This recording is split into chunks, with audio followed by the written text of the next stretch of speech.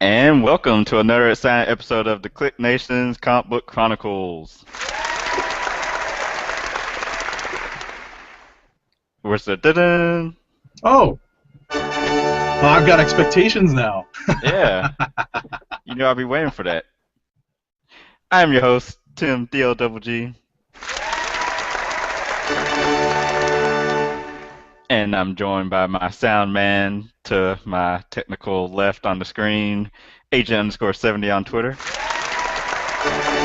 What's going on, everybody? And usually we have PC and Dirt on Twitter and Classic Materia on Twitter with us, but number one, Classic's computer is out of order, and Dirt is at a meeting right now, but hopefully he'll be joining us a little later on. And of course, every now and then we have my brother, the Adam Black, who joins us after he gets off work. So we'll see if he tunes in as well. But for those at home watching live, I want to say thank you for tuning in. We took last Thursday off for the 4th of July holiday. Hope you all enjoyed your grilling and your meats. Hell yeah. How was your 4th? It was calm. Very calm. Very calm. Lots of barbecue. How about you? It was very rainy, just like Oh, it's been no. every day for the past 3 weeks, it seems Damn. now. It's rain every day. Yeah, we got the, up here in the NYC, we have that threat of everyday thunderstorms. But lately, knock on wood, it hasn't been happening. The threat hasn't been coming, hasn't been actually occurring, gone beyond a threat. So. Right. But besides, I mean, we still were able to cook out and had some nice food and watched Monsters Inc. in the late morning, early afternoon. Oh, how was that? Well, this was Monsters Inc., the original. Oh, the original. So I'm we watched sorry. that in the early part of the day, and then after dinner we went and saw Monsters University. Oh, how was that? It was good. I That's enjoyed good. it. I had never seen Monsters Inc., so I was forced by the girlfriend to watch Inc. first to prepare me. So I got my animation domination in for the afternoon, or the Gotcha. entire day actually, and then we saw fireworks on the way home. So they were ending. So there's nothing better than uh, wet environment and fireworks. Those tend to go Oh, hand in hand. goodness.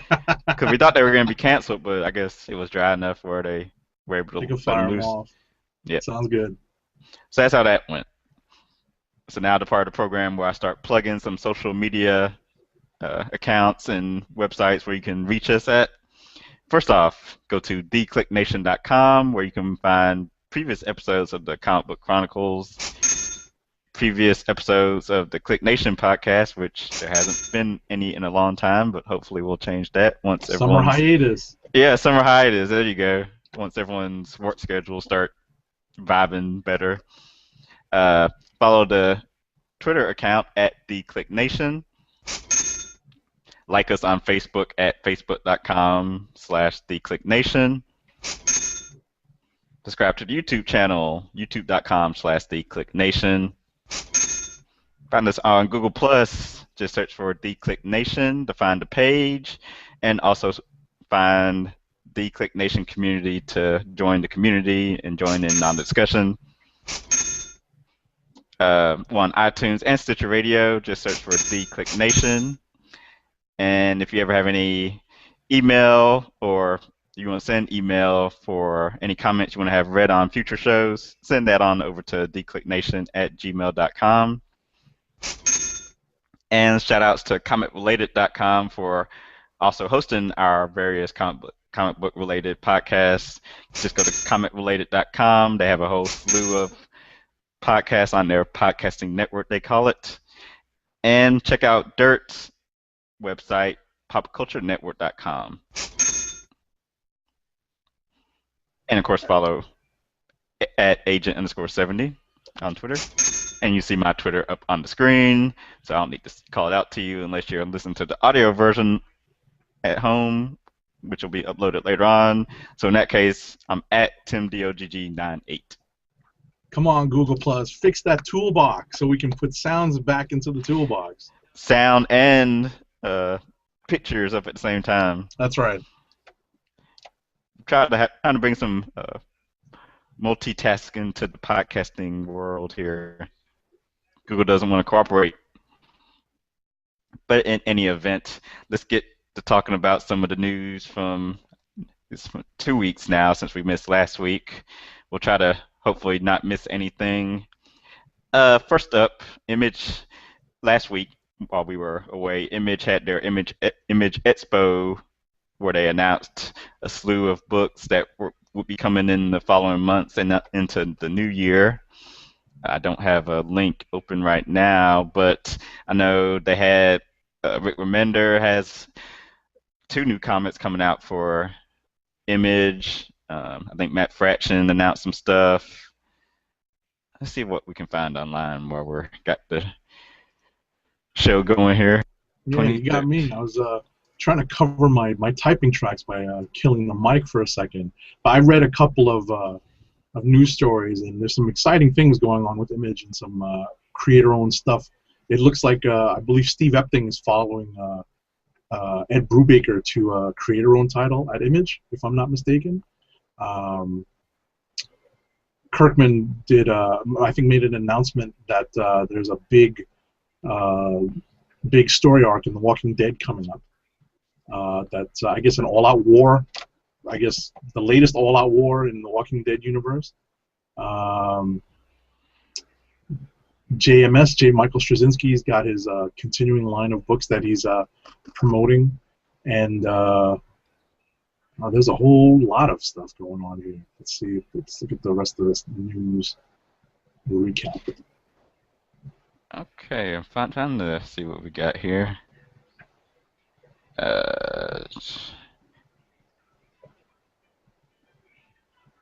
So yeah, not finding. Everyone has like little links talking about individual books and nothing sort of summarizing the whole thing. But we can tell you some people that were there because Image actually has that link up on their website, but they don't tell you what they released. Let's see, Robert Kirkman, of course, Ed Brubaker was there. J. Michael Straczynski, Nick Dragotta, Mark Millar. But yeah, a lot of new books for Image, who has been sort of killing it in the independent scene lately. Yeah, the creator-owned scene. That's where they go to kind of let their own creativity shine. Yep. They almost, what I seem to see is these creators are going to do the licensed work, the Marvel and DC work, to pay the bills, and give them the leeway and the space to create at Image. And right now, that seems to be the business plan for a lot of these creators. Got to be versatile. You got to pay those bills too. Yeah. Your baby needs beer money. That's right. That's right. That's right. Maybe not beer money. That's right. Let's see. George Perez is exclusive to Boom Studios. That was announced. Absolutely, absolutely. It's a big announcement. That's he's been he just came off of an exclusive DC contract. Yeah. If with you a lot recall, of these guys, they've mentioned how working on their own creator-owned stuff gives them the freedom that working in the big 2 IPOs doesn't allow, because you're working with these franchise characters where everything's so rigid, especially with movie studios getting involved. right, and editorial even, or even decisions being made above the editorial level, in the corporate level. I think that's what George Perez was complaining about when he first relaunched the New 52 Superman, and he was supposed to be writing that book, and he ended up withdrawing or being taken off because because of creative differences with not just editorial but with the people above. Yeah, I remember hearing about that, but since it involved Superman, I wasn't interested in them back then. I gotcha. So, but no, this is big. I'm happy to see George Perez. Hopefully he's going to be creating new stuff and working on new stuff. He hasn't had much success with his own creator-owned books, but he himself has said that has been due to some financial missteps that he may have made or some business mistakes that he may have made. So hopefully, now that he's kind of back within a structure of a smaller publishing house, he can hopefully create something new and cool. I miss his I miss his Avengers stuff and going way back even before that to New Teen Titans. But I'm definitely happy that he's got a new home with a new exclusive contract. Yeah, and we've got William B. West on Twitter asking, "It's curious Millar is doing creator-owned at Image instead of Icon like he's been doing." It's a good point.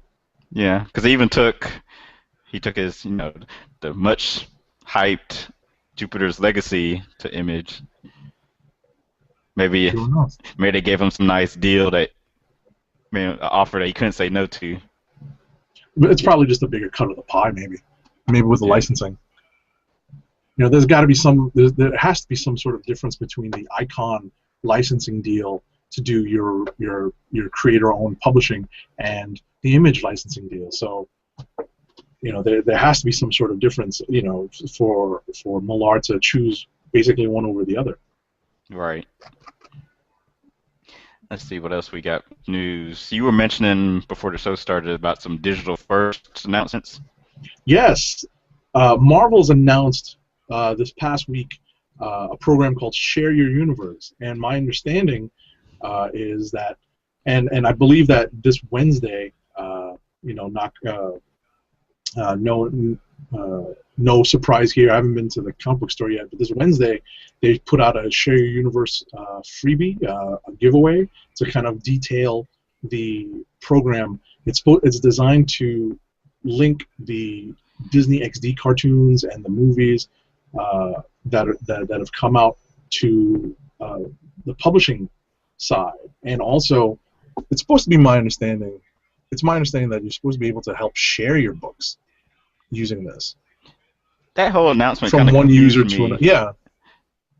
I didn't understand. It sounded more like I'm reading this comic book. Let me share it, as in let people know what I'm reading by sharing it through a social networking platform, which you can sort of already do with GetGlue, which lets you, announce you're reading this book or playing this video game or watching this TV show or movie. Right, but they're doing it through the official Marvel app or whatever. So I guess if you're reading something in the app, you can then share it, and they'll send it to the different platforms, I'm assuming. I was hoping that this would be a means to actually share the file. See, I don't see them actually letting you share. But I didn't see that books. language, and I'm kind of glad that this conversation got started, because that was my understanding. And then, like you said, upon closer reading, upon further review, it's not exactly what I thought it was. Yeah, it sounds like I was like, hey, people, I'm reading this, and that's it. Right. It's more for kids too, which for. Well, I mean, listen, we're the choir that doesn't need to be preached to, right? The proverbial choir, Yeah. So, and most of our listeners and viewers are members of the choir as well. So we have to step away from that and take a step back. One of the better lines in the article I read that was posted on Comic Book Resources was that this isn't about being in 7-Eleven, the traditional spinner rack of comic books. It's about getting it into the hands of where the kids are nowadays, and unfortunately you've seen it with kids dragging, kicking and screaming until they get their mom's iPhone or iPad. Mm-hmm. And this seems like the best way to get their content into those kids' hands, because they're almost coming out of the womb holding an iPad or an iPhone. Yeah, they know how to use some technology. Yeah, at this point.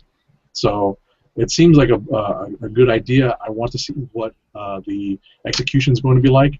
I'm glad that you pointed that out to the audience, that it does sound like it's evidence of sharing as opposed to actual sharing. It's like, hey, I'm reading this. Come and take a look at it, as opposed to being able to say, I have this file copy. You want to read it? You can read it on your device if you follow this link. We may, with with any luck, hopefully that's where it goes. And also in news, the of course San Diego Comic Con is begins next week, right? Yep. Yep, next Yep, yep. Thursday through Sunday, and I think they there's a start preview night on Wednesday now too. I think it's just getting longer and longer, they if I'm not started mistaken. they've released the schedule for each day of the con, so you can go to what's their website? It's As we both go looking. comic-con.org. Is that what it is? That website can't be right. Yeah, it is. You got it. Okay. Comic-con.org. Okay. It's Yeah. Comic Con International, San Diego. So go there, and they somewhere on here they have this whole schedule for you to look at. I need to actually put it probably on my website too. I just don't feel like it. Yeah, so yeah, there's But a preview night which I believe is Wednesday, and then it's Thursday, Friday, Saturday, and Sunday. My goodness, my goodness. okay, yeah, I found it. Complete CCI 2013 complete program schedule. So it's a lot to go through. It would be too much That is to craziness. even try to Yes. pinpoint some key ones to look at because everyone's list, they're going to see something that stands out to them more than other people. So give it a read over, see which panels look the most intriguing to you. I know Marvel, they already have it on their website. They have whenever they do their panels, they have a live blog that's updated, so you can get real time updates during the panel. And they've already got them all lined up with schedule and time. So whenever they start, you can just go there, keep up with them, which I probably will plan on trying to do. If you Tell the can, girlfriend. exactly. Oh, I was about to say if you can get away from the boss's prying eyes on Thursday and Friday, Oh, that won't be a problem. I just gotta let the close the door. let the missus know that this weekend don't bother me too much because I'm gonna be trying to read news and updates. But there's usually I'm going to be the slacker, and I'll wait until Monday or Tuesday and wait for the summaries of most of the stuff. We're definitely going to have a lot of stuff to talk about the Thursday after Comic Con, so San Yeah, Diego Comic Con, news definitely. definitely, So I'm kind of definitely. looking forward to it. Sure, sure. I think there's going to be a lot of stuff. There's going to be more talk about Infinity. There's going to be more talk about another. I can't believe I'm going to say this. Another event in the Marvel Universe this year. And what's funny is like you think with only like a couple days away from the event that they'd save news for it, but these companies are still like announcing stuff pre the convention. Well, they're priming the pump. They're getting people like kind of excited to attend and hoping for a morsel that's going to be more interesting than just the regular announcement. So they've introduced the next. We're not even talking about Battle of the Atom anymore. We're talking about Inhumanity, which is the next event crossover uh, in the Marvel Universe post Infinity. Yes, I've got that. That was a good transition because that was the next thing I was going to bring up. So today, Marvel announced to Entertainment Weekly a new event and comic book series that's going to spin out of the Infinity once it ends. And Bleeding Cool had rumored this series for a couple months now, so they considered they were correct about Matt Fraction writing a book starring the Inhumans, except that it deals even more not just in humans but the whole Marvel universe. And the event is called Inhumanity. So when Infinity ends, the Terrigen Mist, which created the Inhumans, is going to be spread across the globe, and it's going to create or it's going to activate dormant Inhuman abilities and powers in their late ancestors. So basically, it's like the equivalent of mutants popping up across the Marvel universe, except that instead of being mutant genes, it's Inhuman genes. And It'll be funny if they're mutants that turn out to be Inhumans. well, that's something I was curious about. Like, what of course, there's gonna be a whole ton of new characters created out of this, but also which established characters are gonna come to find out that they have some inhuman blood in their DNA, and then start it, it having these new powers explode out of them.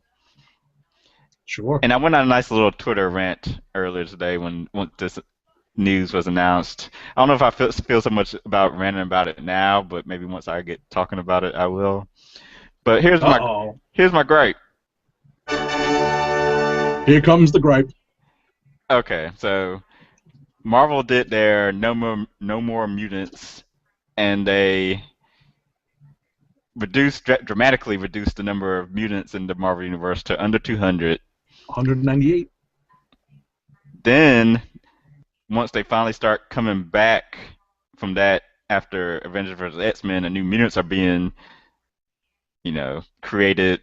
Now they're getting pushed to the side for all these Inhumans that are going to start being born.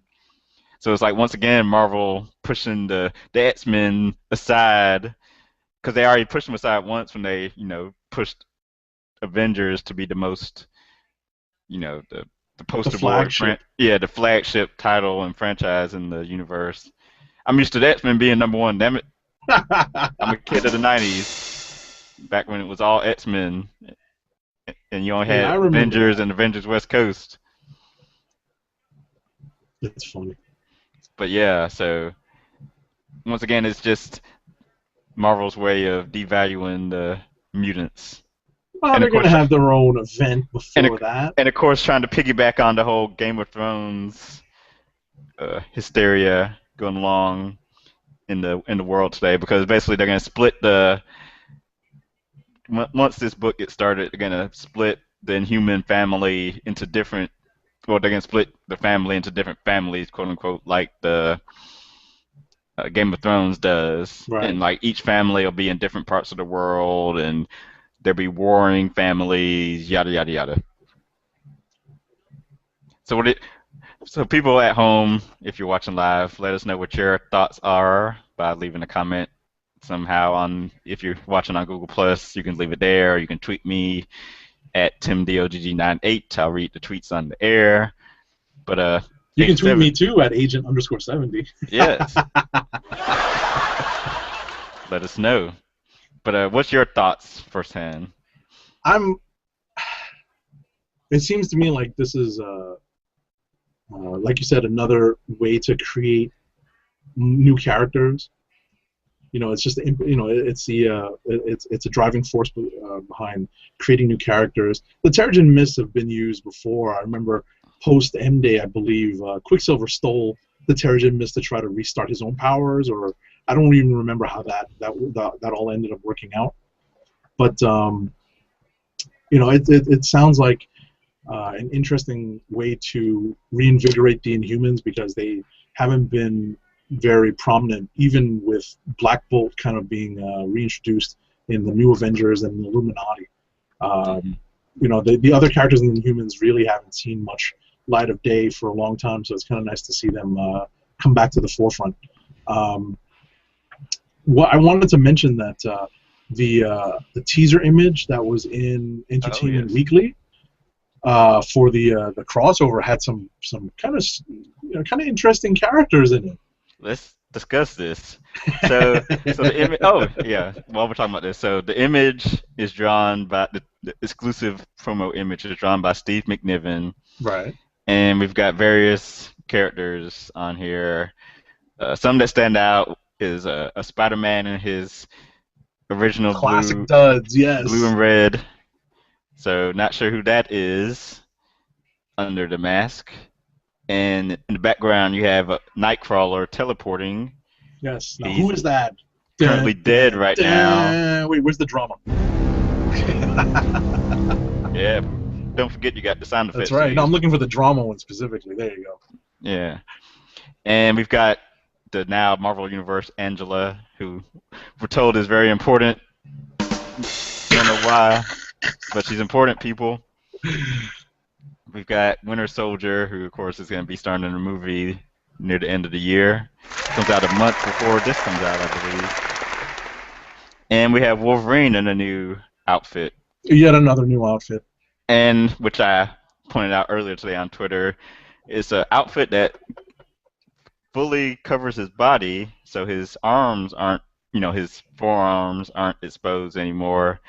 And I was wondering if the reason for that is because of we all know he's going to lose his healing factor sometime this year to coincide with him losing it in the movie, The Wolverine, which comes out is it next week or sometime this month? Yeah, sometime soon. So yeah, the suit looks more armory, has a more armory feel to it. So perhaps to give him some protection. Maybe. Maybe. There's And also an old Guardians of the Galaxy character named Yondu, the dude with the bow. yeah, didn't know who that was. In that. So that'll be that. It's interesting that this character is popping up. He was a member of the original or the older Guardians of the Galaxy, the the team that had oh god, now I can't even remember, but the team that wasn't Abnett and Lanning, not the current incarnation. Yeah. This is the Guardians of the Galaxy from the far distant future. So there's some definite teasers in this image. And Marvel also they near the end of the afternoon they posted a quick interview with Axel Alonso and Matt Fraction, and I almost missed it because they kind of just like stated as if it was like common knowledge. They kind of like just throw it out there and don't even mention it for the rest of the article. But apparently it says we spoke with Marvel editor-in-chief Axel Alonso as well as writer Matt Fraction, who will be launching the ongoing series Inhuman alongside artist Joe Madureira, with more details on the way tomorrow. So apparently Joe Mad's going to be doing art on the series, and like I talked with some people Hey, we'll see earlier how long it today, lasts. he'll more than likely he's just on for the opening arc, which will probably be like 3 or 4 issues, and then that'll be it. It sounds like you might be right. Yeah. So got some tweets to read. Roddy Cat at Roddy Cat says we entered event apocalypse a while back, folks. Strap in.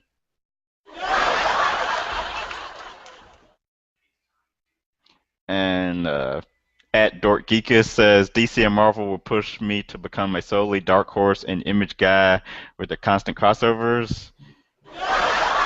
And he says, "Boo!" At Marvel rehashing Earth X, which I learned earlier today. Earth X is basically the same type thing where the Terrigen Mist was spread across the world. That's where I remember that happening. That's funny. So yeah, this is the first time this is happening. So Marvel rehashing their own storylines. William B. West says, "Who gives a fuck about the Inhumans? Bunch of freaks." And more from Dork Geekus. He says, "Quicksilver regained a variation of his super speed. He could alter his personal time frame, kind of like Zoom. He could also see into the future in some degree." Yeah, I remember after he lost his mutant powers and after House of M, he used the Terrigen Mist to get his powers back. Yeah, that's what I mean. I just couldn't remember. Honestly, I probably have the books. I think I read them and just didn't pay much attention to them and just filed them away. Dork Geekus also adds, "Is Yondu's presence a sign that space-time is Irrevocably. irrevocably damaged by Wolverine?" Oh God. Probably. Let's not say irrevocably. Maybe just really screwed up right now. He'll probably find a way to fix it. And it's funny because Although there's, what's funny? Oh, I'm sorry. Go ahead. I don't want to interrupt.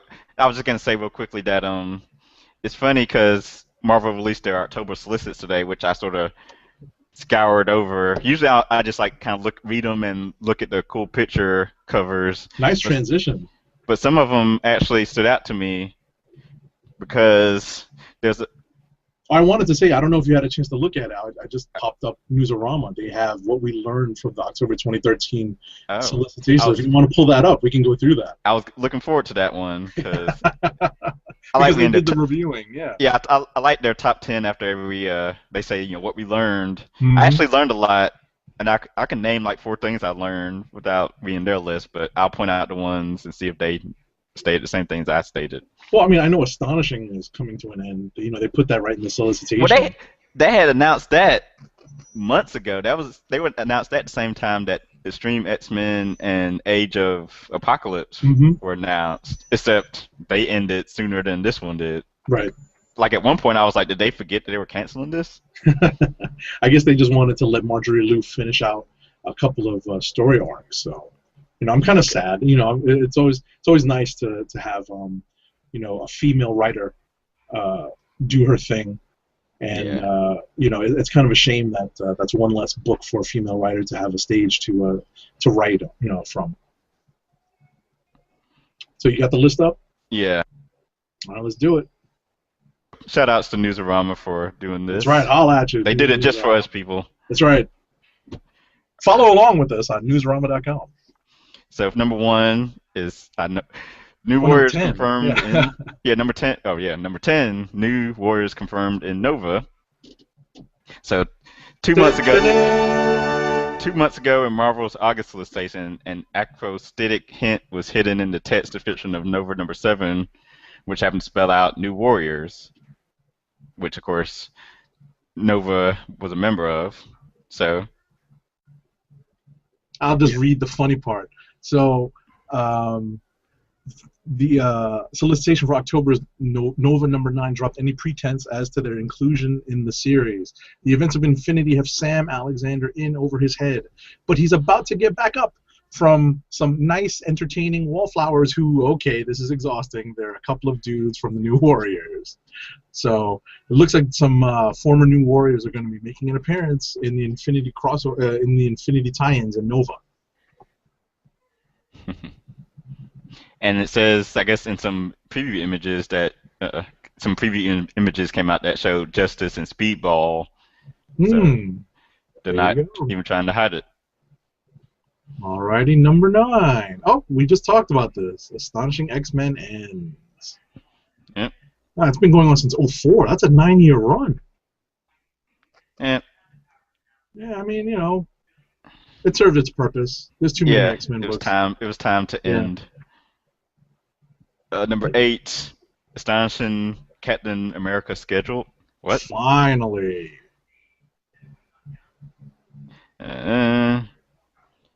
Yeah, I guess it's not being called that. It's being called Captain America Living Legend. Yeah, I was about to say I ain't seen no Astonishing Captain America announced. But That's yeah, right. Captain America Living Legend is what it's called. Right. I Uh, think they had to alter the. Well, I don't know if the preview images. If you recall, the preview images had Cap with a gun, and oh, now this. I don't know if you remember that. I mean, this book has been in the pipeline since 2010. So I guess there's 2 issues slated for October. Wow, it looks like Granov did the first issue and the second, and maybe the next 2 of the 4-issue limited series are illustrated by Agustin Alessio. Just the latest in the long line of an Italian-sounding artist. yep. Let's see what else we got here. Number 7. Since my browser. Oh, the A+X format change. Yeah, I saw that. I can't believe they're not canceling this. Is it selling that well, or do they need I, like an anthology series? I it, don't know. I stopped reading them because it was a waste of time. I mean, there's a couple of like funny blurbs, and what's cool about this particular series is that they kind of pull in. Like if you remember, I think last month we did. I mentioned that Nathan Edmondson, the guy that does the activity, did a short story in this, and I think that that was cool that they were allowing non-traditional Marvel creators to come in and tell a couple of A+X type stories. But it looks like now they're changing the format, wherein it's going to almost be like Marvel Comics Presents, where there's going to be like the multiple parts of a story divided up over each issue. So it's going to be like 5 issues of like a half a book. Uh, it's actually a 6-part story starting in October's issue number 13 from Jerry Dugan and David Yarden, featuring Captain America and Cyclops. And then the second half is going to have stories written by Howard Chaykin, old school Howard Chaykin, and it's kind of interesting to see them use this title as a means to bring in some of these creators who aren't, like I said, tethered to the Marvel Universe proper right now. Okay. Next up on the so you just gave the whole rundown. Captain America and Cyclops teaming up, 6-issue format or 6-issue story. Number 6, Al Ewing doubles up on Avengers. Basically, at first, on the solicits for Avengers Assemble number 20, he's listed as being the writer for it. And it's an Infinity tie-in book. Of course, Kelly Sue DeConnick's been writing Avengers Assemble, so my first thought was, is he taking over the book? But I saw later in the day on Twitter, he said he's just stepping in for an issue. He's not taking over. There you go. Number 5, new character in Fearless Defenders. Don't have to dwell on that too much. It's just a new character. They're going to introduce someone new into the world of the Fearless Defenders. So Arms of the Octopus. Okay, that's what this is being called. So Arms of the Octopus is going to be a 3-part story running through all new X-Men, Indestructible Hulk, and Superior Spider-Man team-up specials in October. Man, there's a way to make people buy Superior Spider-Man team-up. Well, look at the two tie-in books, all new X-Men and Indestructible Hulk. Yeah, some of the better books in the Marvel now. Yeah, some of the more popular ones, right? So basically, Dr. Octopus's body is running around, but who's behind it, since his mind is in Peter Parker's body? And it also involves the Abomination, another character, coming back to life. Yet again. Number 3, there's going to be a death apparently in the Uncanny Avengers that month. Number 13 to be specific. Right. That's crazy. I wonder who bites the bullet. It's gonna be interesting. My guess was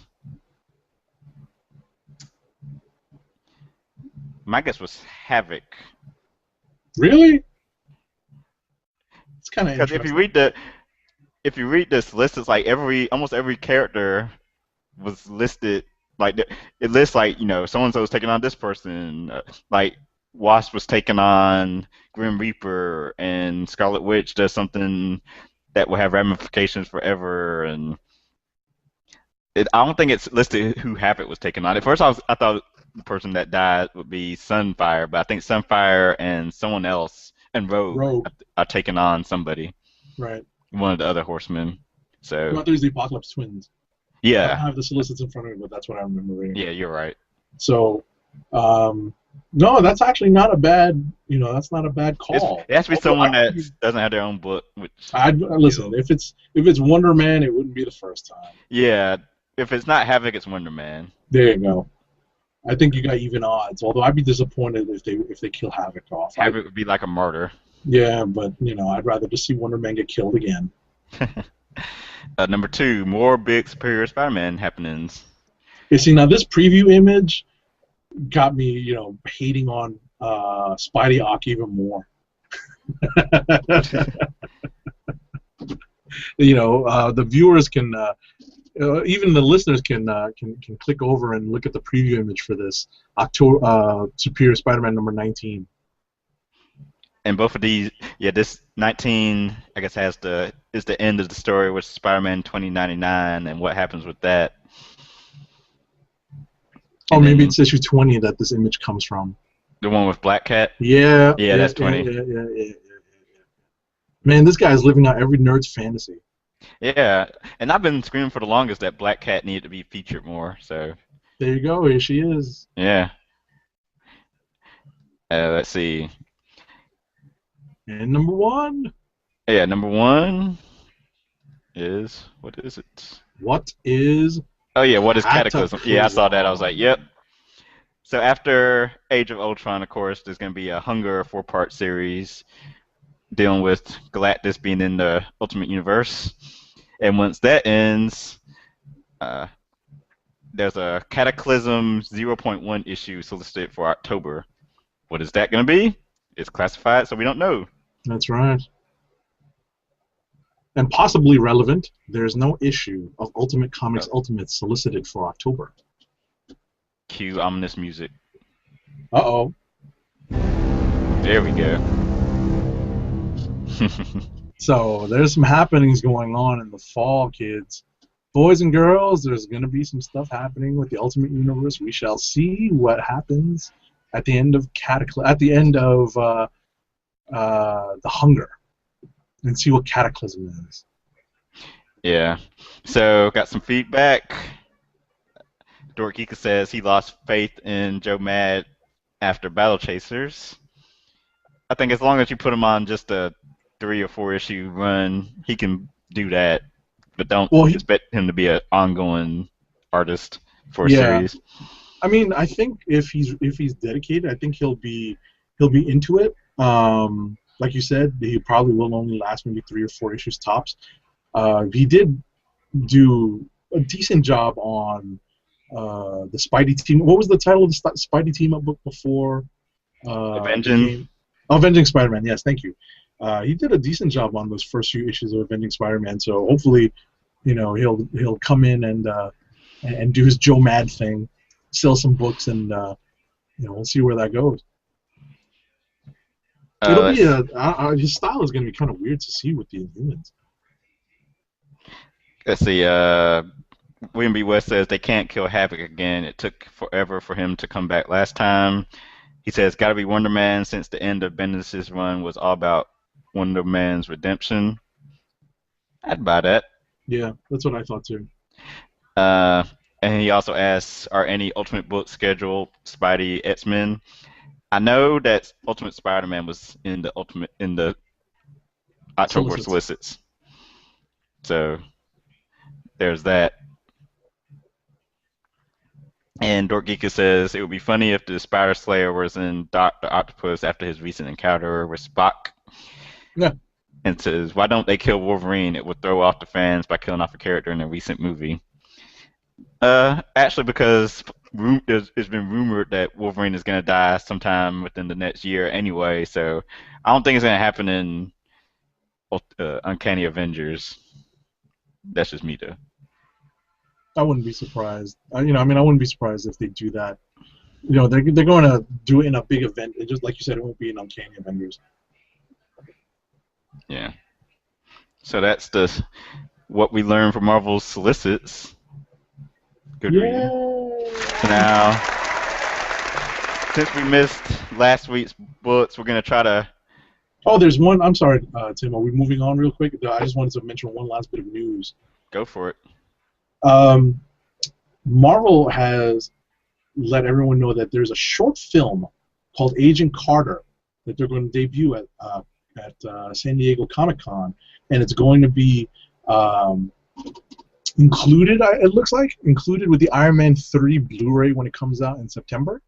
So the short stars Agent Carter, Haley Atwell's character from Captain America: The First Avenger, and that should be something interesting to see because I'd keep watching Agent Carter go across the screen. You know what I'm saying? Mm-hmm. I'll probably not read it, but... No, it's a video. Oh, it's a video. Oh, that's right. It's a short film.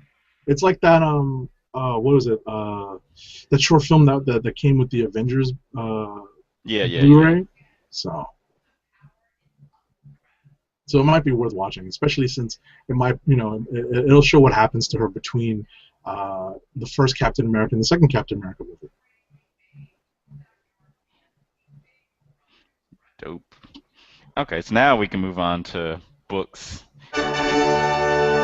And we're just going to talk about quickly about some of the books that we missed last week that were of importance, quote unquote, to us at least. Avengers AI #1 released. I wrote a review of it on theclicknation.com, so you can check it out there. Yeah, I just had a couple of quick thoughts. Go ahead, Tim. I, if I remember off the top of my head, I wasn't crazy about it. It it seemed to be like kind of all over the place because I guess they've done this rehabilitation of Hank Pym's character, and he's like acting like this, cocky sort of jerk. And then this Monica Chang character who's getting her 616 introduction, she's like harassing him and punching him in the face, and it's like she's not even respecting Respecting him him. Yeah. as a one of the founding members of the Avengers. And then plus Hank defeated Ultron. The method that Hank used to defeat Ultron happens to be turns into the main villain of this series, AI called Demetrios, I don't which know. The way I looked at it is that Hank Pym basically created the Marvel U Skynet. yeah. You know, it's just called Demetrios. So yeah, he creates Skynet, and now he has to stop it. Exactly. So that's Avengers AI. We also had Superior Foes of Spider-Man, which on first read I wasn't crazy about, but so many people said that they loved the series that I have vowed to go back and reread it again. I thought it Hasn't was funny. hasn't I thought it happened was yet, funny. but I will read it again. I thought it was funny. I definitely saw some conflicting reviews online about the book. Um, I wasn't completely sure why people might have had issues with it because it seemed to be a fairly light story. Um, Boomerang is the de facto ringleader of this crew of Sinister Six types, and it seemed to be pretty funny. So, yeah, I'll be on board for the second issue and see where it goes. Yeah. What else came out last week that you want to bring up? Avengers 15. Hickman Stories is moving along a little bit more briskly. We don't get to see too much of the newer Avengers in combat. You may not have picked this up. I don't know, but it seemed like Bruce Banner was quoting from Die Hard. He's like, "Oh, Oh a yeah, little late to the party, pal." I read it. He saw that. Okay. I kind of like this version of Banner that Hickman was writing. Okay. So you picked up on that. That's cool. So it's nice to see Hickman's story moving along a little bit more briskly. Let's see what else we got here. Venom. We'll finish off on the Marvel side. Venom number 37. It's a whole lot of Philadelphia stuff that no one really cares about. Basically, in this issue, a price has been put on the head of Agent Venom by some bad guy called Lord Ogre. Oh God! And what a name! And all sorts of like mercenary baddies or for hire are taking the job and trying to claim the price on Agent Venom's head. So that's where that is right now. You want to hit Iron Man 12? I remember that's more stuff with the secret origin of Tony Stark, and I'm actually kind of liking this story. It's developing a little, although there's something in there at the end that looks straight out of Pacific Rim, the new movie coming out this week. So go back and read that book and see what I mean. I can't remember too much else that came out last week. You can just Let's see. you can keep going. I got my notes handy. That's what it is. So real quick, two DC books that I took note of. Detective Comics number whatever it was. It's an they interesting. introduced Wrath, right? Yes, Wrath. And the art by Jason Fabok is pretty good. It's very David Finch, but with a dash of Jim Lee. I mean, they're very similar styles, but it's a little bit cleaner than Finch. The rendition of the Tumbler from the movies, the Batmobile from the movies, was nice to see in there as well. It was a pretty interesting book, and I'm definitely on for the next issue to see what happens. Batwing number 22. We get to see Batwing. Yeah, we get to see Batman and Batwing in action together as as some of Batwing's enemies strike at Wayne Enterprises through Lucius Fox, who is, spoilers, Batwing's father. Yep. And also the man that creates all of Batman's gear. That's right. So that's that. I mean, that's for the books from last week. So we can move on to the books from this week. Okay, books for this week. I'm sitting here trying to. I see people online talking about this Sharknado show. You What ever is heard of that? that? No. I guess it's like some made-for-TV movie about some sharks being sucked into a tornado. Oh, okay, it's on Sci-Fi Channel. Oh my god. So I need to It's a see. sci-fi movie. Yeah. So I'm gonna have that on in the background. Oh, Uh, Roddy Cat said, yeah, thank you, Roddy Cat. Five Weapons #5 came out last week. oh, I missed. I didn't read it. I did, and it was the end of the limited series, but at the end they announced that it's going to become an ongoing series. So I'll be Nice. reading weekly, monthly now. And Dirt Geeka says it's Hank Pym's curse. Whatever he creates blows up in his face. Agreed. And he says he gives us props for sticking with mainstream Hitman mumbo jumbo, which I call it. I'm sticking with it through. I'm sticking with it through the Infinity. through Infinity. Listen, I stuck through the his FF run, so I'm on for the long haul. And honestly, I'll probably still stick with it afterwards, just because to know what's going on in the Marvel universe, you kind of have to read Keep Avengers. Avengers, yeah. There was I believe there was a cover in the solicits for October, on one of the Infinity crossovers, or maybe it was one of the Infinity Limited series issues, where it's Captain America, our favorite Superman doppelganger Hyperion, and Thor, like standing, looking tough. And I Yeah. thought that was pretty cool. I was like, oh, okay, so Iron Man's not part of the trio anymore. He's not part of the gang anymore. He's been banished to the Guardians of the Galaxy. Okay, I see how they're doing this. You are banished, I say. So, So yeah, Five Weapons. I love the ending. It ended, but it teased something for where I guess it can pick up when it starts back. I think it's taking a hiatus. It's not coming. I think if I remember correctly, like December or January. I think it starts back.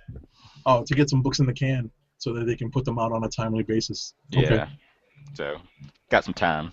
Hey, listen, they probably only planned for it to be a limited series, and with the positive feedback, and Yeah. good Keep sales. that Exactly. sucker going. Exactly. It's good for them. I'm gonna have to go back and read read all the issues to see what I remember reading. Something was out of order. I think I missed the first issue and read like issue 2 and 3. So, for academic purposes here on the Comic Book Chronicles. So I'm gonna have to go back and read the whole thing. Do that. It's fun. Got it. Sounds good. So now on to this week's list of books. And unless there's anything going by company alphabetical order, I guess I can jump to. Okay, well, I will mention Boom Studios' Six Gun Gorilla #2 came out. Okay. I have not read it yet though, but at least I want to mention it. I enjoyed the first issue. This gorilla is this futuristic world, and it's like sci-fi with sort of like gunslingers involved in it. Kind of a nice combo. But I recommend people check it out. The first issue was nice. So I'll read that sometime this weekend. Okay. Dark Horse, also I'll mention, had Star Wars #7 come out. You have a chance to read it? No, but I heard that it's a different artist on it, and from someone's review I saw today, they didn't give it. Oh yeah, Jay Corduroy at Jay Corduroy on Twitter. He did his 140 character reviews about an hour or so ago, and he said the art was real bad on it. Kind of took away from the book, so not looking forward to that now. Yeah, not looking not too thrilled with that now. And now on to DC. Alrighty. So we have Batman.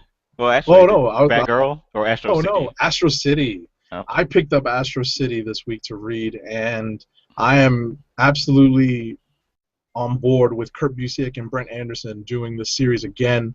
This particular issue, I think, is very illustrative of how Busiek is approaching the book. It's told from the point of view of, believe it or not, in this universe, the biggest heroes have a hotline, Hmm. and it basically follows an operator who gets recruited to join the hotline. It's Right. pretty interesting. So, the superhero action is kind of in the background, and the Okay. story is really more about this lady who gets recruited to become an operator on the emergency hotline. So I definitely recommend it to everyone who's listening and watching to pick up Astro City #2. You don't need to have read Astro City #1, and honestly, you don't even have to have read. What I like about this is you don't even have to have read a comic book period. It's that reader friendly to just pick up and give to someone. Say, here, read this. It'll be interesting. So So there's that's that. Astro City #2. I still have to read the first one. I'm gonna hopefully someday Give read it a both of shot. them. Give it a Yeah. shot. Did you read Batgirl? I did not. Did you? Nope, nope, nope. We can move on to Batman. Yeah, it's Batman. I did finish that before the show started. I'm enjoying year 0 year. 0 Year, yep. Yeah, gotta make sure I get it right. So it's more, uh, you know, Batman's early days. I kind of like Yet again. the drastic difference in attitudes between Batman then and now. Oh, you mean I guess the premature, or I guess the younger, more brash. Yeah, yeah, Yeah. more brash. Bruce Wayne. Yeah, he thinks he knows it all. He's definitely a know-it-all, in this. I mean, even more so. I guess he's become a more humble know-it-all now, if you can even be that, if that's even Hmm. possible. But he's definitely a brash know-it-all when he was first starting out. So it's kind of interesting to see Snyder's take on this. Um, Honestly, though, I'm not sure if this is that compelling to anyone older than 15, because we've seen Batman's origin sort of retold a couple of times in a couple of different formats. Hmm. So, in all honesty, it's only fresh for a certain number of people. But like you said, I agree with you in that there's a couple of small things that will probably keep the longtime reader coming back. Word. Um, What you got? Green Lantern Corps number 22. Read it. Not yet. I read it. It's nice to see that John Stewart, no spoilers actually, is not dead. He's Hey, still alive. he's 2 issues into his new starring role in That's the book. right. So 2 issues in, he's still alive. He's still alive. And actually, I think he's in the solicits for the whenever they do the month-long Lights Out Hmm. crossover. So he's still alive during that. So that's probably like 2 months away. So So they're definitely doing some foreshadowing in this book and in the other Green Lantern books regarding this Lights Out event, because it seems like all across the Green Lantern universe of books, everyone's ring is every Corps' ring is acting up. hmm. So that's definitely leading towards something. All the books are leading towards that particular event. Yes, sir. All right, what's next? Justice League, Is that next? Yes, it is. Justice League number 22, aka the beginning of Trinity War, Part 1. Part 1. This was a great book. Reason it was great, Jeff Johns did a great job of introducing a new reader to all the main players. You did. It does help to have a little background, knowing things about what just ended with Shazam and what the Justice League of America has been going through with the Secret Society. Things with in the Justice League as far as Superman and Batman, or yeah, Superman and Wonder Woman's relationship. But yeah, tension in this book was high. Yeah, yeah, yeah. Although I kind of found it funny, like if Shazam is supposed to have like the wisdom of Solomon, he doesn't use it very much. What What You know what I'm saying? He what just doesn't. magical god? What magical god is the god of like being brash and Just being not caring? stupid, right? Yeah, you know. But at the end of the day, there has to be some sort of setup, for the conflict. So that was, he was the setup. He was the catalyst for the conflict. And and as always, there's mysterious third parties pulling the strings. Yeah. And we'll put spoiler alerts on, but we won't spoil everything.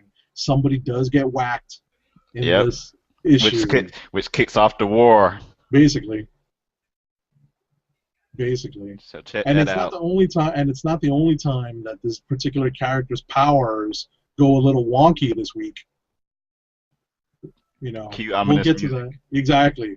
Key the ominous music. And when we get to this particular character's book, we'll lead into that. Yes. Or we won't because we can't spoil who it No, is. we'll spoil it later. Because that's what we do Uh, on the show. exactly. So we at least we shout out the spoilers, so you can like cover your ears when we're talking. Yes.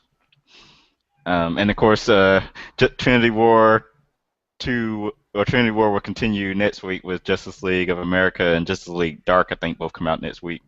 Oh my God, I'm gonna have a real reason to read Justice League Dark. Yeah. Oh my goodness. Nightwing number 22. Okay, Haven't you read it read it? yet. Just very quickly and check my notes. Nightwing 22. This is actually starting to build into a good story. It's interesting to see where the prankster's going with this and his attack on Chicago and its mayor. And they're definitely playing off of Nightwing basically being the only hero in town. That's definitely one aspect of this that they're definitely using to its best effect. Okay, I'm watching Sharknado. Sharknado. I was about to say, what's so funny about Sharknado? This guy's like, they had this guy like dodging all this debris, and you just know he was gonna get like crushed by something, but like he's ducking and dodging and missing everything, and then of course it looks safe, and he's sitting there like, oh, I'm so glad that I'm okay, and then of course this big item just drops down and squashes him. Mercy. Crazy. Sci-fi movie production value. Y'all You gotta fool love got me it. watching Sharknado. You gotta love it. Hashtag Sharknado Sharknado. Yep. or Uh, Sharknado, however you want to pronounce it. Sharknado. What else we got here? Unchained number 2. Hey, Iron Superman Zaren's in Unchained. this? What? Oh Uh, my goodness. and Tara Reid. I haven't Really? seen Iron Zaren yet. Maybe I don't recognize him. And Tara Reid also. My I goodness. do recognize Tara Reid. Hmm. But yeah, what you said, let's see, Suicide Squad 22. Oh, did you read that? No, but I figured I'd mention it. Oh, I will mention that the person writing it now, Alex Coate, Right. he is not going to be the writer anymore because they Yes, announced he's that stepping off. he's stepping off. Didn't say why, just that he met all his deadlines and he killed it.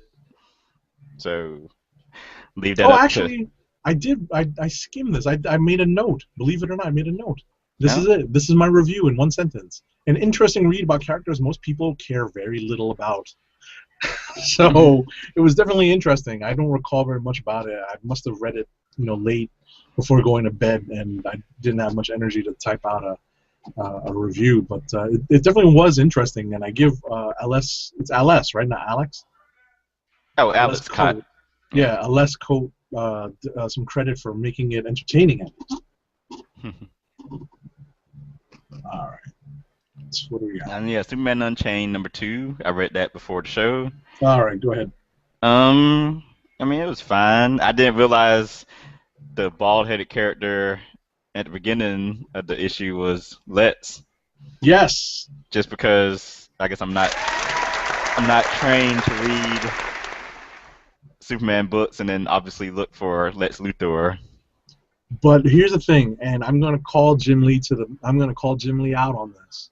All right, this particular issue was a letdown from the first issue, which I thought was pretty good. That's partially Snyder's fault and partially Lee's fault.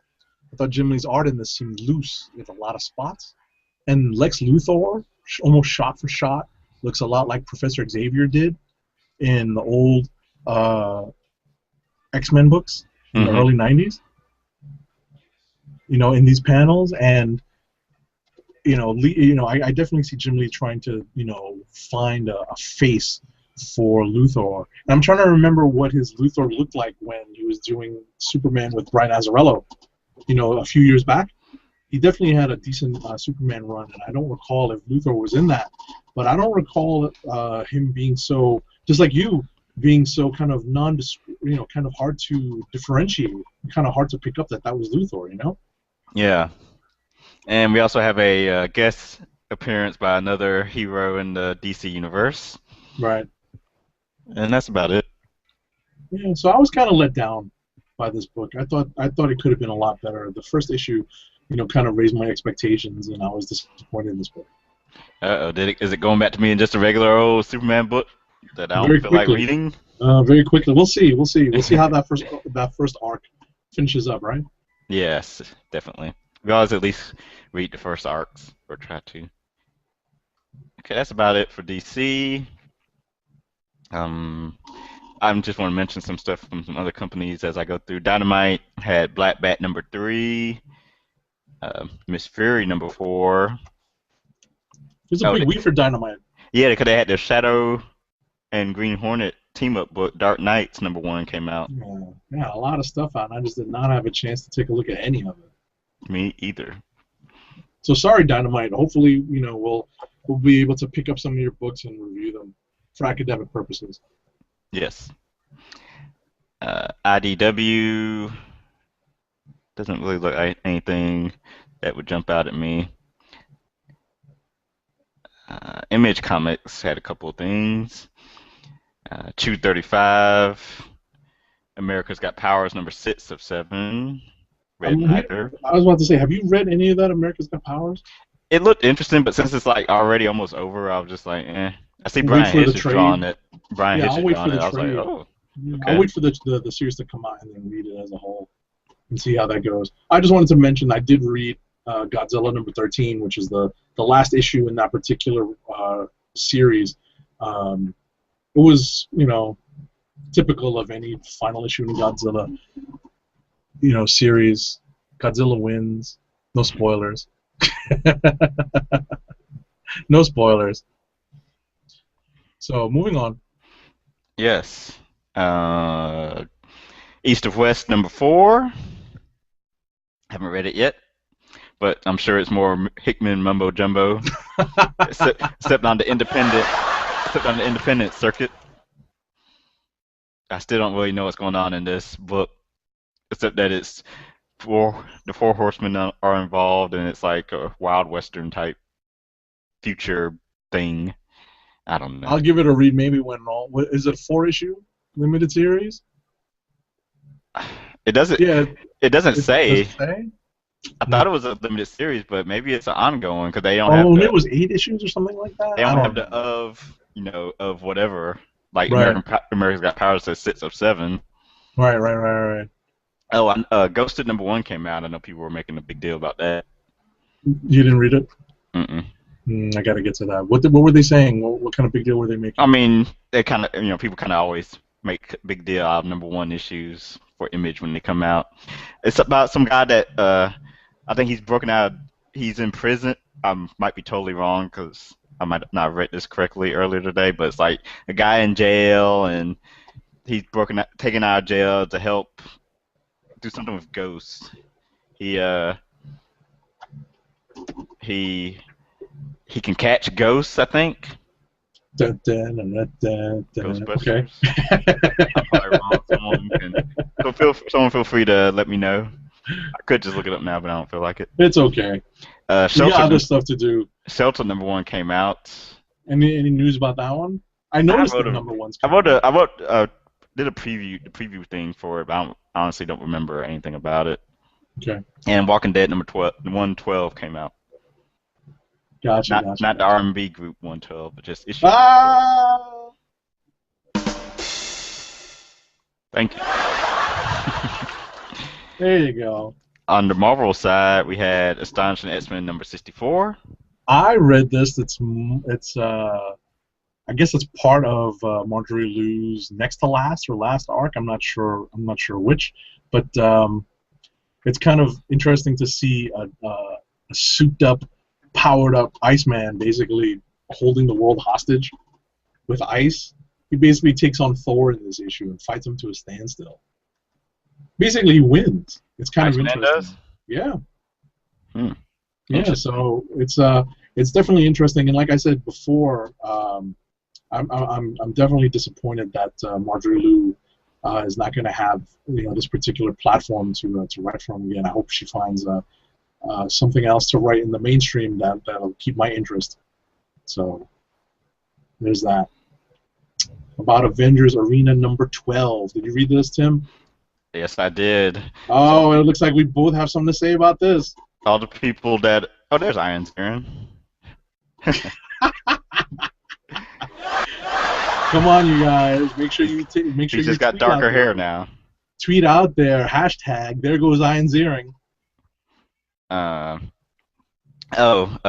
quick things from the Twitterverse. Dork Geeka says it's more referring to East versus West, East of West. He says it's more action-packed and faster-paced than Hickman Mumbo Jumbo. Hmm. And Roddy Cat asks, "Have we read Storm Dogs? Looks interesting." No, I was mentioned Storm Dogs, but I have not read it. Issue. Oh, yeah, it just ended. Issue 6 of 6 came out. I don't know anything about it, to be honest. I mean, the name sounds kind of nice. Let's see. So, Avengers Arena. Everyone that was ranting and Mad. raving on Tumblr and various websites about uh, something that happened 2 issues ago, I wonder what they think now. Guess who's back? Back Back again. again. You know what I'm saying? There was a lot of there was some cool shots in this though. I give the art team. I gotta go back and take a look at who the art team was. This was very well choreographed. This book, I thought the fight scenes with the newly returned character were done pretty well. Mhm. And some secrets to the nature of Murder World are revealed. Yeah, so So Dork Geek has had to explain to me what I was looking at on the panel because I didn't actually understand what I was looking at, but he explained it to me, so now it makes sense. okay, So our theory, the theory that we've been saying about this possibly being virtual reality, kind of went out the window. right. Right. Although not necessarily, it could just be, it could just be another twist. But Yeah. but definitely, it doesn't seem like a virtual reality at this point. Oh, sorry about that. But Oh no, you didn't hear anything. Good. nope. Okay. And let's see down the list. Daredevil 28, which I have not got into yet. That's some excellent stuff. Excellent work by Mark Waid. I know he This is was. excellent stuff. I know Daredevil was awesome in Hulk, Indestructible Hulk, which we'll get to later. Yes. But this particular issue of Daredevil was excellent. So I definitely recommend. You don't even have to be a Daredevil fan to enjoy this. So, although it helps, but there's some great courtroom and legal stuff in here, and it's Wade is just knocking out of the park every issue with this. Yes, sir. Let's see.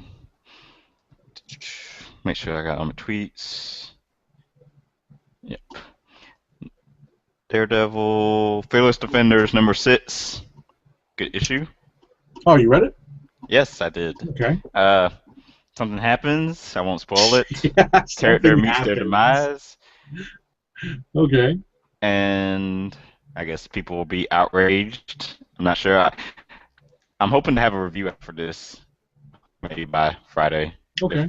If work is slow, I can get it out during the afternoon. Okay.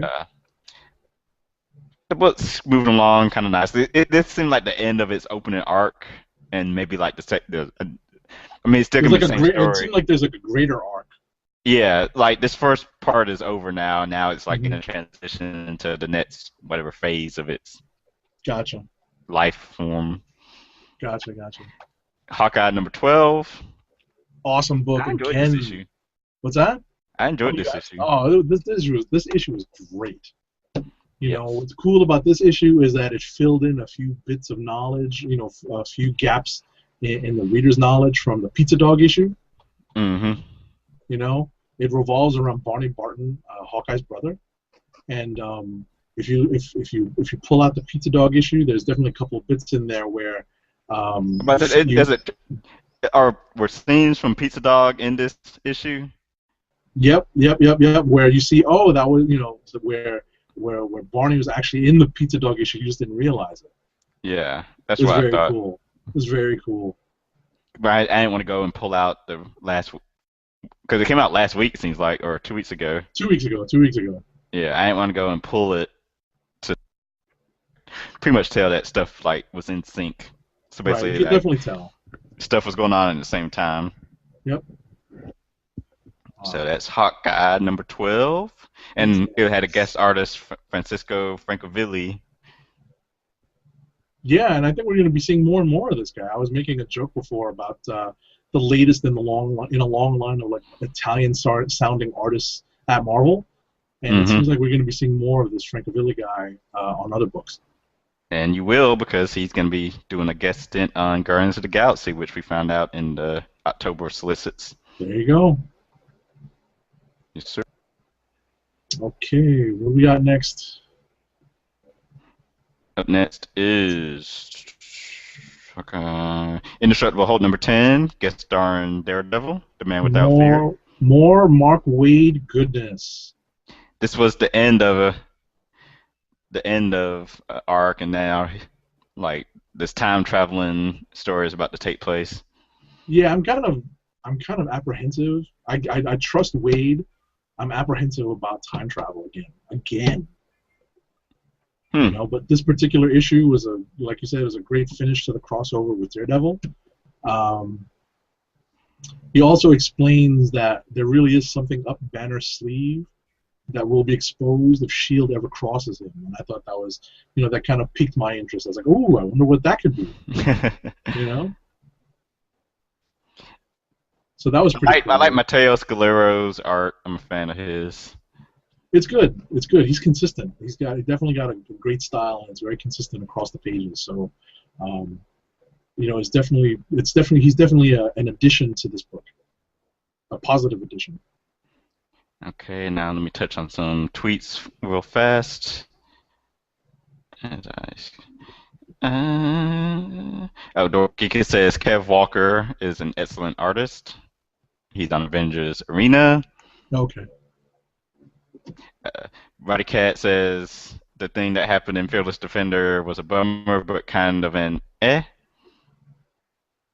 And let me save that tweet for when we get to that book. And Secret Avengers number 6. I have not got to yet. Did I read that? I think I did. I was so close to to giving up Secret Avengers, but then until last issue came, and I was like, oh, okay. Yeah, Interest last issue was peaked. kind of, yeah. Yeah, I just wanted to mention that, if you like Marvel Universe style espionage, especially with Winter Soldier being canceled, this is the place to find it. But This is definitely a fun he hasn't read. appeared in it yet, though. He will at some point because you Oh, see yeah. him in that whatchamacallit, the Infinity teaser image. Well, not Infinity. God, what the hell is it called? Inhumanity or something like that. Inhumanity and God. Inhuman is the book. Oh, that's all I have to say about the names of these things. All right, what's next? What do we got? Uh, Next we got Superior Spider-Man 13, which was the end of an arc with the whole Spider Slayer. There's a lot of stuff going on in this. This is definitely, an excellent ride that Slott is taking everyone on. What do you think? What do you think, Tim? I'm loving it. I like this. I want this to last as long as it can because it seems like every 2 months he has like a new swerve plan or something that's going to get people talking. and supposedly this is Superior Spider-Man month, and he has something else planned with the whole Spider-Man 2099 showing up. But even before he shows up, there's like stuff that happens in this book that actually is relevant. It makes me laugh because it seems like because we the reader know what's going on, and you see how Slott is slowly but surely developing plot strands that some of the characters in the book are supposed to be picking up on to figure out that this is Spidey Ock and not Spider-Man. You know, there's a couple of small strands in the tapestry that they have to pick up on, and someone at some point is going to put it all together. I think the best part is kind of seeing how Ock is basically going to plant the seeds for his own downfall at in the future, but he's having a lot of fun. You know, Slott is having a lot of fun showing us how it's going to happen. Yeah. You So know, yeah, so by the time the issue ends, there's a new status quo, I suppose you could say, definitely, definitely. and one that kind of makes sense. And I was like, cool, another good transition. It's you know it's I give Slott even more credit now for when, if you remember during Big Time and when he was sort of bringing Peter Parker to sort of like the apex of his personal career, Hmm. and he's sort of bringing Ock to kind of the apex of him being a hero. So I actually can kind of see where his downfall might be not too far, in the future. Come to think Hmm. of it, because we're sort of getting to the peak of where um, where any superhero could be. Spoilers on, but that final development is sort of like, hey, I'm official. I've got a home base, you know. So not every hero has that. You have something like that going on. It's almost like, well, he's sort of hitting the nadir or the apex of a superhero dumb, and there's only so much higher you can go, really. Yeah, or set somewhat higher and higher for a big fall. Yeah, exactly, exactly. You hit the point right on. Next up on the list, Ultimate Comics, the Ultimate number 27. I have not got to yet. It was a fun, it's just a fun, read. Lots of there's lots of battles going on, and you get the sense that there's a little bit of finality in the story, where I guess they're moving towards a finale and a climax. So uh, we'll see where Hunger goes and where Infinity ends up taking all this. But you can definitely sense in Ultimates that there's a sense of finality in the story. Yeah, I will get to it this weekend. Yeah, just do my best not to spoil it for you, dude. I'm liking what Field Off is doing. Hopefully, because there's the rumors of the Ultimate Universe coming to an end, especially with this Cataclysm Hmm. zero point 0.1 looming in October, and after whatever happens in Hunger. Let's see, Uncanny X-Men number 8. I enjoyed this issue as well, even though nothing Nothing happens. substantial. It's a slow Yeah, burn. this is more of a vintage Bendis In book. this book, yes, I agree. I agree. It's like all new, and not saying it in a bad way, but like maybe the whole thing with Magic and Limbo, because I don't care about Magic, not the character, but Magic as in the power. Since I don't care about it, I've just read the um I just quickly read The issues, just to see yeah, if the there's issues of anything to, Ultimate yeah. X-Men and kind of just moved on from there. But like after every issue of All New X-Men, I'm like, man, this was great. Yeah, Uncanny's really having a tough time keeping my interest. Plus, they don't have any interesting characters on there. I don't really care about. About Cyclops. Yeah, well, I'd care more if they were doing more of trying to fix their powers or training new the new mutants. or recruiting new mutants, which actually happens in this issue. Well, yeah, I think they had that weird magic interlude to kind of throw the new recruits that they had put in into the fire. They had brought in into the fire very quickly. Really take it out of their element Hmm. and literally taking it off the earthly plane and throwing these new recruits in and seeing if they could survive that. So you know, it's it's definitely moving very slowly. We do get to see a character come in who's affiliated herself with Shield. That's kind of interesting at the very end. Yes. Kind of interesting. So we'll see. But this was definitely a slow burn. Wolverine number 6. I read this. I presume that you did not read this I did not. You because it's presumed not. correctly. Yes, uh, I'm not really sure where the story is going. I have to also presume that this is still leading towards Wolverine with no powers, because there is something that happens in this that leads to that. So you may want to read this and the previous issue to kind of get an idea of how this all sort of happens. It's definitely like a Deus Ex Machina type of type of thing that causes Wolverine's powers to backfire. Hmm. You know, the storytelling and the art. I'm not talking about the writing, but the storytelling, as in the visual storytelling and the art, was pretty bad. It's really bad. It's a But huge, it's a was it Paul Cornell and that's the no, it's writer? not Alan Davis. It's not Alan Davis It's anymore. not Alan Davis doing the art on this issue. It might be a fill-in issue. I don't know, but the art in this, I don't want to talk too much trash about this poor guy's art. But it was pretty bad. Um, And I wasn't. I mean, Alan Davis's art is nice. It's okay, but it's nothing like, ooh, I gotta go read this because Alan Davis drew it. yeah, I mean, It's to each their own. yeah, But he's a professional artist, and he can render things very pretty. yeah. He doesn't take away from it. He Exactly. doesn't. So He doesn't subtract. right, and his storytelling. I mean, when characters are doing things in the panel, you can tell what they're doing. It makes sense. This, the particular artist on this issue was not very good. So, I was very shocked to see that. Um, I just wanted to just mention that. I wonder if maybe this isn't the time for Wolverine to go back to having, a number of different limited series as opposed to a number of different ongoing series. I think there's too many Wolverine books out.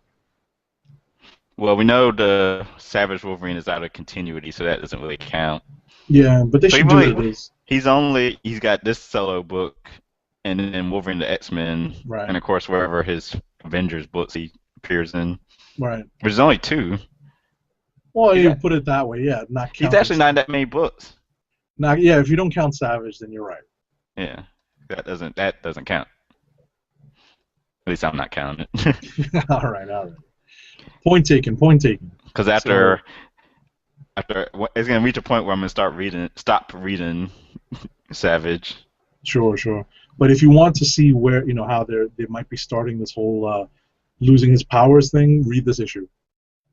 Oh, so okay. The last Marvel book is Young Avengers number 7, which I also kind of want to review this book too because I enjoyed it yet again.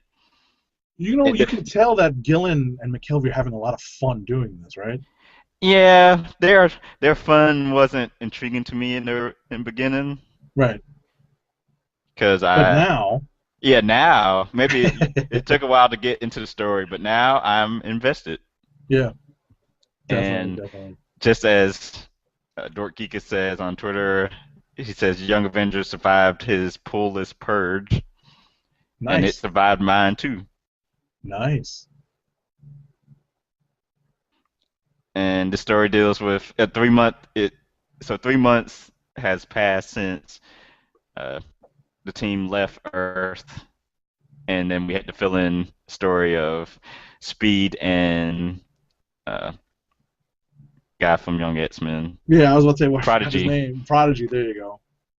But they pick up with Prodigy, and he tells them what happened with Speed, and they go to investigate. And there's a bit in here that kind of leads into that kind of I don't think anyone that's listening is all that familiar with Miss America Chavez. I didn't know who she was beforehand. Right. She also So, has some teleportation ability. well, no, multi-dimensional traveling ability. That's different. Well, teleportation can be from point A to point B. This is more like traveling in between dimensions, you Okay. know. So this is definitely an interesting twist to her power set, you know. Um, Don't tell Roddy me you're Cat laughing said, at Sharknado. Okay. well, I'm laughing at Roddy Cat. He says, Young Avengers is great. Why does Prodigy look like Kanye? Because McKelvey, if a black gentleman's gonna have glasses on, that's what McKelvey used as a reference. Probably. That's my only answer. You're probably right. You're probably right. That's too funny. Yeah. So that's Marvel. And normally that would be the end, but got some more to talk about Okay. because I am going to bring up Valiant and Quantum and Woody #1, which I did write a review for, which you can find on dclicknation.com. And believe it or not, I read it this week. And I liked it. What about you? I liked it too. It was good. It Yeah, was it's good. fun. It's a fun introduction to the characters. They've been around for years. They're being reintroduced for a new audience, and it's a team book of Quantum, aka Eric and Woody, who are brothers but not by blood, and they're crowned the world's worst superhero team. But when the book starts, they're not the team just yet. But we get to see glimpses of why they're probably considered the world's worst Superhero team. superhero team. I liked it. I thought the writing was pretty good. I do not recall much of the original Quantum and Woody. I remember reading bits and pieces. I definitely did not catch like the origin, so I don't Hmm. know how this differs, if at all, from the original way their origin was told. But I definitely enjoyed the telling of this particular story, and um, I don't recall if Quantum and Woody were always sort of like Wonder Twin powers activate type thing, which is sort of what the cover implied. So that was kind of interesting. I'm looking forward to the next issue to see how that's developed. We gotta find the goat. Oh, that's right. That's right. We gotta see the goat make an appearance. That's right. It seems like, of course, Valiant has been touting their Summer of Valiant, and I believe this is the beginning of it with Quantum and Woody #1, and Exo Manowar #15 also came out this week, which I am going to read because apparently this is a good jumping on point because the Planet Death, I think story arc just ended.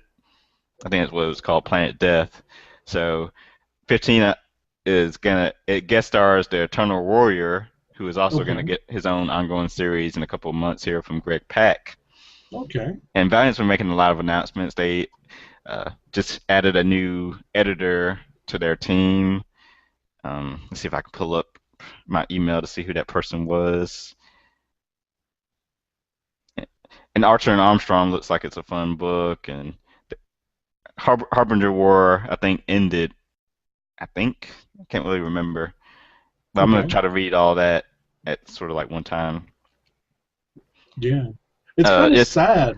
Well, I just wanted to mention real quick. It's kind of sad that one of the byproducts or side effects of event after event after event is that I don't have the time to catch up with some of these books. They're just sort of laying, they're sort of laying off to the side because I'm busy trying to catch up with all these damn crossovers. yeah. I don't know if any of the viewers or any of the listeners are feeling that. I wonder if maybe this is a definite symptom of it being time to start dropping some of these big events and crossovers. But you were saying, I'm sorry to interrupt. The new editor, associate editor for Valiant is Alejandro Arbona, who has experience with Marvel. Hmm. Okay. So they've got that going. They release a new series like Quantum and Woody and Eternal Warrior. Um, Harbinger Wars #3 sold out, and it returns for a second printing. So that's Oh big news. wow. Yeah, Good for them. Good for them. yeah. So lots of good things coming out with them. They also got Shadow Man, Harbinger. I think one of those books is turned into the hardcore. I think I forget which one, but Okay, yeah, lots of big stuff coming on. A that's lot of good. people, everyone talks about Image as the great independent company, but got to mention Valiant with them as well. Sure. Valiant has. I believe Valiant owns a lot of these characters. So I think the key difference is that Image is a place for creators to take some of their properties, but I think Valiant is allowing for some of these characters who became sort of cult favorites to become more, to kind of be reintroduced. Hmm. A lot of these Valiant characters were introduced in the boom period, the early '90s period of Yeah. of what's the word? There's a technical word for it of collecting when people collected for investing purposes. So, Yeah, and I need to get into some more Boom Studios stuff too. well, I think they're going to be introducing a lot of new stuff soon, so it might be a good point. There may be very good points to jump on coming up very soon. I don't know if you're all that into Adventure Time Candy Keepers #1, which was out this week, but there's definitely a market out there for kids who are reading Adventure Time. Yeah, yeah. That's all I see on when I look at their list is like nothing but Adventure Time, this and regular time, and they got some more stuff. Yeah, yeah, yeah. I mean, it's not marketed to us, so Six Gun Gorilla is, and we'll see where the Archaea merger takes them. So it'll definitely be a no pun intended, a boom time for Boom Studios. Hmm. They'll be growing. They'll be growing very soon, very quickly. So I think that about does it. Unless you had anything else to add. No, I'm good. I think what we're waiting for now is we're waiting for there goes Ian Ziering again. Hashtag there goes Ian Ziering. Um, I think what we're waiting for is we're anticipating news coming from San Diego Comic Con. Yeah. So, well, our show next week will be going on. Will be the In same the day midst of as. it, yeah, Well, it'll just be starting, so we can still do a show, and then the week after we'll probably have a lot of news and recap. The news recap will be a long list of things that we found worth mentioning from the show. Um, absolutely. it'd be nice. I think. I But if we guess. had a live correspondent there, Yeah, I almost thought about asking, who's going, just so they can come hey, back and get. So if send out anyone out the there, yeah, send it out there. If you're going to San Diego Comic Con, let me know. However you want to through email at declicknation@gmail.com, or just at me on Twitter at timdogg98 or at declicknation. Click spelled KLIQ. Let me know, and we can try to have you on future Comic Book Chronicles to give your recount of your experience there, the highs and lows, that's right. And dealing and with the crowds and all what the merch you cool bought. panels, right? Exactly. Any cool panels you attended? Some Hmm. cosplay pictures would be nice too. You can post them Yeah. on the Click Nation website. So yeah, get in touch with those people. So So the word is out. that sounds like a good ending point for the night. You And got with it. some time left to enjoy the rest of the night. So for the people not here, which are at Classic Materia, no L, and at PCN_Dirt, go to check out Classic's website, the coldslitterpodcast.com. It's www.coldslitterpodcast.com. Popculturenetwork.com is Dirt's website. Of course, we're theclicknation.com. For I'm trying to think, is there? It's not there. I'm making sure there's nothing else I want to talk about. I don't think there was. But for Agent_70, and I am your host Tim DOGG. We are the Comic Book Chronicles, and we are signing off.